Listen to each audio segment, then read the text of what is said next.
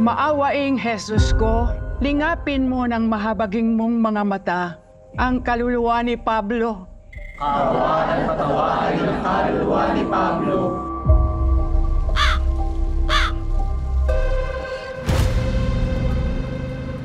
Anong ginagawa ng mga legal na yan dito? Gusto ko nang ibenta ang bahay na ito. Tita, teka lang ho. Paano po kami? Saan po kami titira? Halos 3 dekada kayong hindi nagpakita. Nung magkasakit si Pabling, hindi dumalaw ang mga anak mo. Ang pinag-uusapan natin dito ay ang karapatan ko bilang ina at ang karapatan ng mga anak ko. Anak rin po ako. Sampid ka lang dito. Huwag mong matawag-tawag na sampid ang anak ko!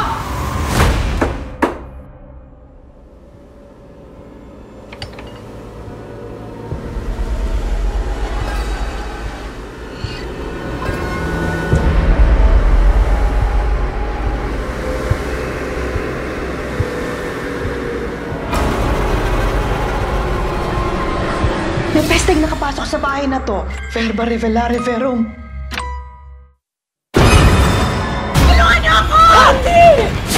Pinamumugaran na ng kademonyo ang bahay na ito dahil sa iyo! Kailangang mamatay ang nagdala ng peste.